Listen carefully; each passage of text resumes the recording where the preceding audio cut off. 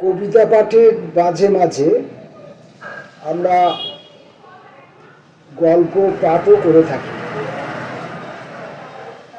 যখন যেমন গল্প সম্ভার আমাদের হাতে এসে পৌঁছায়, আমাদের বড় লাইব্রেরি নেই,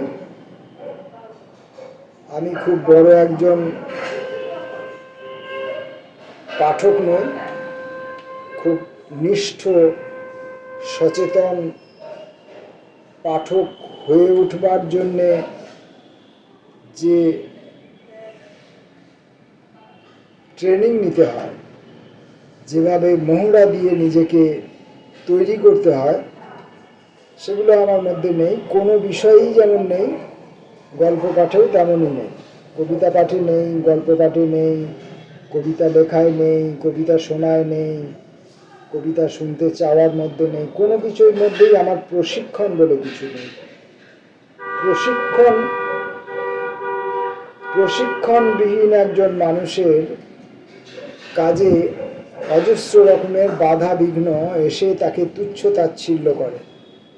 তাই সারাদিনে কখনো কোথাও 5 মিনিট বসে কিছু পড়ব এবং সেটা সুন্দর করে কোনো রকম বাধা বিঘ্নহীনভাবে ভিডিও করব, তার সুযোগ নেই। এই সমস্ত বাধা বিঘ্নকে গায়ে শীতের আলোয়ানের মতো জড়িয়ে নিয়ে আমাকে আমার এই দক্ষতাবিহীন এই পরিপাট্যবিহীন কাজ চালিয়ে যেতে হয়, চালিয়ে যাচ্ছি। সেই জন্যেই আমি আমার এই ভিডিওগুলোতে কখনো আপনাদের কাছে লাইক চাই না, আপনাদেরকে সাবস্ক্রাইবার হতে অনুরোধ করি না, শেয়ার করতে বলি না, এমনকি আমাকে উদ্বুদ্ধ করার জন্যে, ভালো বলার জন্যে, আনন্দ দেওয়ার জন্যে, তৃপ্তি দেওয়ার জন্যে আপনাদের কোনো মন্তব্য প্রার্থনা করি না। অবশ্যই আমার অযোগ্যতা, আমার অক্ষমতা, আমার পাঠের অসৌন্দর্য, এই সবগুলো নিয়ে বলবার অধিকার আপনাদের থেকেই যায়। সেটা আমি আমন্ত্রণ না জানালেও আপনারা করতেই পারেন। আজকে আমরা নন্দ চৌধুরীর আরেকটি গল্প পড়ব, জীবন যেরকম। হ্যাঁ রে, তোর ব্যাপারটা খুলে বলবি? কিসের ব্যাপার? ব্যাপারের কি আছে? বিরক্তি দেখিয়ে এড়িয়ে যেতে চাইল সব্যসাচী, কিন্তু আমরা দমলাম না। সমীর, আমি, সব্যসাচী একদা সহপাঠী ছিলাম, এখন সহকর্মী হয়েছি। 3 জনের ঘনিষ্ঠতার জন্য অফিসে সবাই আমাদের 3 মাস্কেটিয়ার্স বলে। কিন্তু কিছুদিন থেকেই সব্যসাচীর মধ্যে একটা ভাবান্তর লক্ষ্য করছি, যেন আমাদের কিছুটা এড়িয়ে এড়িয়ে চলছে। কিছুদিন আগেই প্রভিডেন্ট ফান্ড থেকে বড় একটা লোন তুলেছে সে, অফিসেও প্রায় কামাই। হলোটা কি ওর? রেস্টুরেন্ট থেকে বেরিয়ে আসছে সব্য, বেরোনোর মুখে আমাদের সঙ্গে দেখা। সুতরাং আবার ঢুকতে হলো। সব্য বলল, আমি কিন্তু খাওয়াবো। হঠাৎ এত টাকা লোন তুললে সব্য গম্ভীর হয়ে যায়। দরকার আছে। দরকার তো বুঝলাম, কিন্তু সেটা কি এমন তা আমরা জানি না। রীতিমতো রেগে উঠল সব্য। দেখ, বেশি বাড়াবাড়ি করিস না। সব কথা তোদের বলতে হবে এমন কিছু মানে আছে? ব্যক্তিগত কিছু থাকতে নেই? তোরা সব কথা বলিস। আমি অপমানিত বোধ করছিলাম। সমীরের দিকে তাকিয়ে দেখি তারও চোখ মুখ থমথম করছে। উঠে পড়লাম। সভ্য বিল মিটিয়ে আমাদের পিছু পিছু নেমে এলো। আমরা চলে যাচ্ছিলাম, সভ্যই থামালো। এই তো, বাবুদের রাগ হয়ে গেল।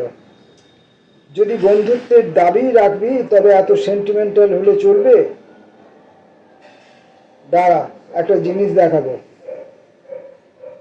রেস্টুরেন্টের পিছন দিকটায় খানিকটা ঝোপঝাড়, মানুষজনের যাতায়াত কম। ও সেদিকে যেতে যেতে বলে, আমার সঙ্গে আয়। তারপর হাতের ফোলিও ব্যাগটার চেন খুলে ফেলল। এই দেখ, ব্যাগের ভেতরে একটা কালচে রঙের বোতল, গায়ের লেবেলে নানা অপরিচিত লেখা। কি এটা? সভ্য ফিসফিস করে বলল, শ্যাম্পেন, খাঁটি ফরাসি শ্যাম্পেন। ছুটির পর আসিস, একসঙ্গে খাওয়া যাবে। রীতিমতো ঘাবড়ে গেলাম। মদ আমরা শখ করে মাঝে মধ্যে খেয়ে থাকি, সেটা এমন কিছু নয়, কিন্তু এরকম বোতল বগলে দৌড়ে বেড়ানো। অফিসে গেলাম ঠিকই, কিন্তু কাজে মন বসানো গেল না। সব্যসাচীর কালি পড়া চোখ দুটোর কথাই মনে পড়তে লাগলো। সমীরকে ফোন করলাম, তারও একই অবস্থা। ছুটির পর ওকে চেপে ধর, মনে হয় বাজে কোনো ব্যাপারে জড়িয়ে পড়েছে। সমীর বলল, দরকার হলে ওর বাড়িতে যাব। সভ্য রীতিমতো ধাঁধায় ফেলেছে আমাদের। ছুটির পর সভ্যই খুঁজে নিল আমাদের, বলল, চল একটু ফাঁকায় গিয়ে বসি। গেলাম। শহরের প্রান্তে একটা নির্জন মাঠ আছে, সেইখানেই বসলাম তিনজনে। সভ্যর মধ্যে একটা অস্থিরতা, এটা নাড়ে, ওটা ঝাঁকায়, সেটা সরায়। মনে হয় কিছু বলতে চায়, কিন্তু কথা খুঁজে পাচ্ছে না। গভীর মনোযোগ দিয়ে ওর আচরণগুলো দেখছি। হঠাৎ ও আমার হাত দুটো ধরে ফিসফিস করে উঠল, প্লিজ রাগ করিস না, কিন্তু আমি আর বেশি দিন বাঁচব না রে প্রদীপ। তীক্ষ্ণ দৃষ্টিতে ওর দিকে তাকালাম। গাল বসে গেছে, চোখের কোলে কালি, মুখ শুকনো, কিন্তু শরীরে কোথাও রোগের চিহ্ন কিছু চোখে পড়ল না। কোনো কারণে দুশ্চিন্তা হলে এমন তো সবারই হয়। কি হয়েছে তোর? কে বলেছে বাঁচবি না?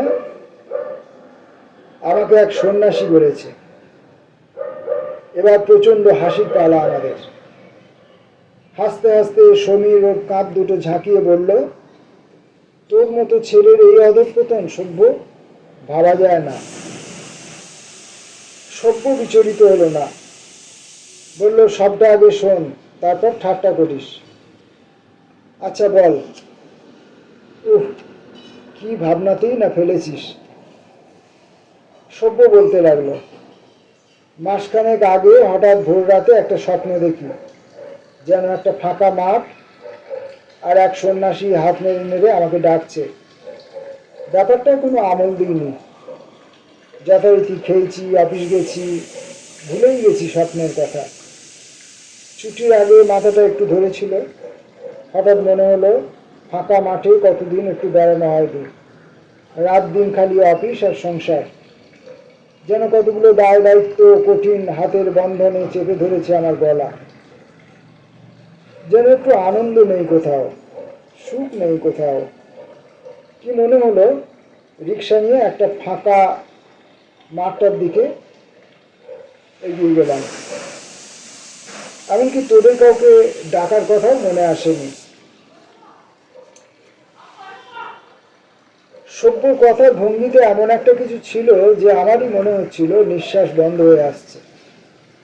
সমীর চোখ বড় বড় করে তাকিয়ে আছে সভ্যর দিকে। তারপর খানিকক্ষণ বেড়াবার পর মনে হলো বোধহয় স্বপ্নে সেদিন সেই জায়গাটাতেই দেখেছি। একই রকম ঝোপঝাড়, গাছপালা, উঁচু নিচু, একটা নিম গাছ ছিল কাছাকাছি, সেটাও দেখতে পেলাম। সামনে যেতেই কে যেন নড়ে চড়ে উঠল, দেখি এক সাধু। এমনভাবে উঠে এলো যেন আমার জন্যই অপেক্ষা করছিল। তারপর আমাকে ডাকতে লাগলো, আয় আয়। এতক্ষণে বেশ অন্ধকার নেমেছে। জুয়াচোরের কাণ্ড ভেবে একটু ইতস্তত করছি। হঠাৎ যেন সে রেগে উঠল, জোরে জোরে বলল, এতক্ষণে সময় হলো, যা বেটা, 2 মাসের বেশি বাঁচবি না। তারপর কোথায় যেন হারিয়ে গেল। আমাদের গা ছমছম করছিল। আজও মাঠে তেমনি অন্ধকার নেমেছে, কেউ কারোর মুখ দেখতে পাচ্ছিলাম না। একটা দীর্ঘ নিঃশ্বাস ফেলে সভ্য বলে, জানি তোরা হয়তো পুরো ব্যাপারটাই অবিশ্বাস করবি, আমাকে মনে করবি একটা আস্ত বুর্বক, কিন্তু জানিস তো আমি কোনো বাজে ব্যাপার নিয়ে মাথা ঘামাই না। বাধা দিয়ে সমীর বলল, এটা একটা যথেষ্ট বাজে ব্যাপার। সভ্য কথাটায় কান দিল না, বলতে লাগলো, তোরা বলছিস, কিন্তু আমি ঘটনাটা উড়িয়ে দিতে পারিনি। বরং আমার মনে হচ্ছে এই যে এতগুলো বছর পেরিয়ে গেল, জীবনে কিছুই দেখা হলো না, কিছু ভোগ করা হলো না। এই আক্ষেপ নিয়েই হয়তো আমাকে চলে যেতে হবে। এই 2 মাস তাই আমি জীবনকে একটু ভোগ করে নিতে চাই। তোরা আমার এই অন্তিম ইচ্ছায় বাধা দিবি না, এইটুকু অনুরোধ। আমরা বড় বিপাকে পড়লাম। সভ্যকে অনেক বোঝালাম, যুক্তি সংগ্রহের জন্য অ্যাস্ট্রোলজির মোটা মোটা বই পড়লাম, অনেকের সাথে আলোচনা করলাম, কিন্তু সভ্যকে তার বিশ্বাস থেকে টলানো গেল না। ওর সেই এক কথা, আমাকে বাধা দিস না, পরে তোদের আফসোস হবে। আমরা ঘটনা মন থেকে মেনেও নিতে পারছি না, আবার উড়িয়েও দিতে পারছি না। আমাদের চোখের সামনে সভ্য তলিয়ে যেতে লাগলো। সব কথা বলে সভ্য আমাদের দিয়ে প্রতিজ্ঞা করিয়ে নিয়েছিল, এই ঘটনা কাউকে প্রকাশ করা চলবে না, এমনকি ওর স্ত্রীর কাছেও না। কথার খেলাপ হলে সময়ের আগেই আত্মহত্যা করবে সে। সুতরাং সভ্যর সব অস্বাভাবিক কাজকর্মের সাক্ষী শুধু সমীর আর আমি আর সমীর। অফিস আজকাল প্রায় আসছিলই না। কেউ জিজ্ঞাসা করলে চুপ করে থাকা ছাড়া উপায় ছিল না। ইতিমধ্যে প্রভিডেন্ট ফান্ডের টাকা শেষ করে সে বন্ধু বান্ধবদের কাছে হাত পাতা শুরু করেছে। এক এজেন্টকে ধরে মস্ত বড় একটা লাইফ ইন্স্যুর করিয়েছে। আরো কোথাও কোথাও যেন টাকা ধারের চেষ্টা করছে সে।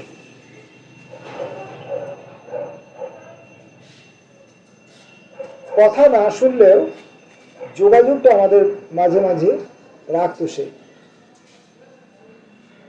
এই কদিনে কত উদ্ভট উদ্ভট খাদ্য সে খেয়েছে, কত অজানা জায়গায় সে গেছে, সেসব গল্প শোনাতো।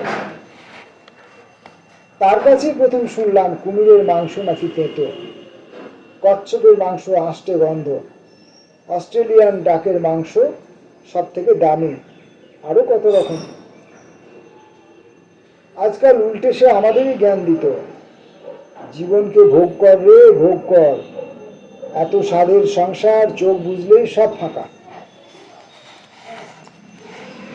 সভ্যর স্ত্রীকে ছেলেকে দেখে খুব দুঃখ হতো। এত বড় সাংঘাতিক দুর্ঘটনার পূর্বাভাসও তারা পায়নি। সংসার অবশ্য আগের মতোই চলছে, শুধু অত্যাচারের ফলে সভ্যর শরীর ভাঙতে শুরু করেছে। ওর স্ত্রী অভিযোগ করে, দেখুন না, কতবার ডাক্তারখানায় যেতে বলছি, গ্রাহ্যই করছে না, আপনারা একটু বলুন না। দায় ছাড়া একটা উত্তর দিয়ে পালিয়ে এলাম, কিন্তু এভাবে তো পারা যায় না।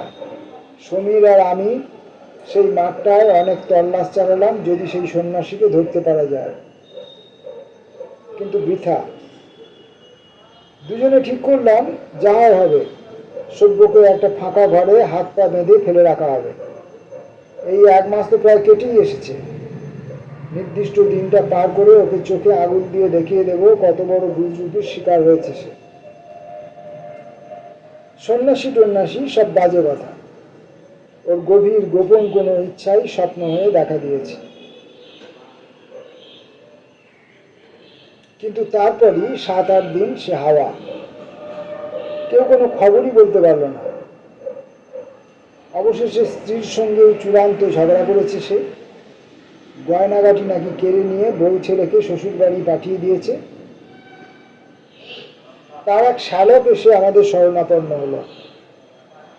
কি ভরসা যে দেব?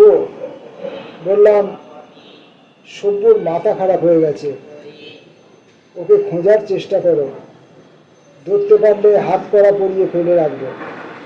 অবশ্য আমরাও চেষ্টা করছি।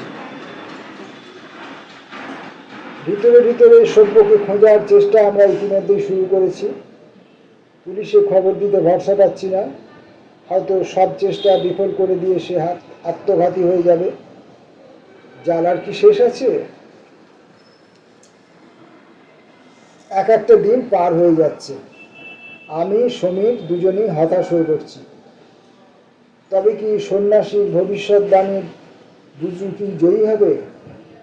আমরা কিছুই করতে পারবো না।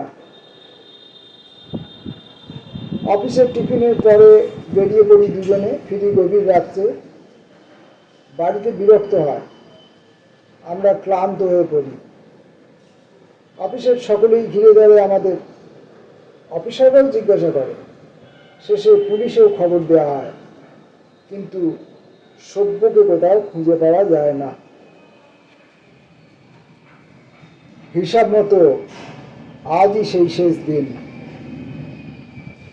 অফিসে এসেছি ঠিকই, কিন্তু কাজে মন দিতে পারিনি। সমীর আমার সামনে বসে। আসা যাওয়ার পথে সভ্যর কথা অনেকেই জিজ্ঞাসা করছে, সমবেদনা জানাচ্ছে। কিন্তু আজকের এই বিশেষ দিনটির তাৎপর্য এরা কেউ তো জানে না। আমি ধীরে ধীরে ডাকলাম, সমীর, বল, কোথা থেকে কি হয়ে গেল? সকলে যদি বলে এতদিন ব্যাপারটা চেপে রেখেছিলাম কেন, কি জবাব দিবি? সমীর হতাশভাবে ঠোঁট উল্টায়। টেবিলের টেলিফোনটা বাজে। সমীর ধরেই লাফিয়ে ওঠে, সভ্য তোর সাথে কথা বলতে চায়। আমি কি স্বপ্ন দেখছি? হ্যালো প্রদীপ, তোরা কেমন আছিস? রাধা, শান্তনু, ওরা কেমন আছে? রাধা সভ্যর স্ত্রী, শান্তনু ছেলে। রাগে হঠাৎ আমার সর্বাঙ্গ জ্বলে গেল। স্কাউন্ডেল, কোত্থেকে বলছিস তুই? আমাদের কারুর খবর নেবার কোনো অধিকার তোর আছে? অদ্ভুত শান্ত গলা সভ্য। ক্রোধের উত্তরে তার প্রতিক্রিয়া দেখালো না। বলল, তোর রাগ অস্বাভাবিক নয়, আমার নিজের উপরই নিজের রাগ হচ্ছে। আজকের তারিখটা মনে আছে? এখনো বেঁচে আছি। সভ্য, প্লিজ কোথায় আছিস বল, আমরা এক্ষুনি যাচ্ছি। ও নিজের মনেই বলে যেতে লাগলো, বুঝতে পারছি একটা জীবন বৃথাই নষ্ট করলাম, কিন্তু ফেরার আর কোনো পথ খোলা নেই। ভেবেছিলাম জীবনকে ভোগ করার বুঝি এই পথ, কিন্তু না, এখন ভুল ভেঙেছে। কিন্তু ফেরার রাস্তা নেই। রাধাকে, শান্তনুকে দেখিস, মৃত্যু ছাড়া আজ আমার সামনে আর কোনো পথ খোলা নেই। আমি আর্তনাদ করে উঠলাম, সভ্য, তোর ফেরার রাস্তা খোলাই আছে। ঋণ ধার যা হয়েছে আমরা তিনজনে সব শোধ করব। তুই ফিরে আয়। কোথায় রয়েছিস বল, বল প্লিজ। টেলিফোন স্তব্ধ হয়ে গেল। জীবন যেরকম, নন্দ চৌধুরীর গল্পটি পড়লাম।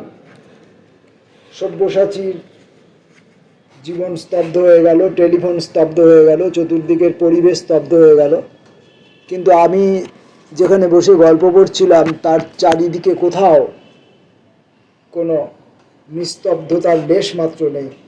তারা অবিরাম আমার এই গল্পটি পড়তে চাওয়ার সঙ্গে প্রতিযোগিতা চালিয়ে গেল পাশাপাশি। কিছু করার নেই। নমস্কার।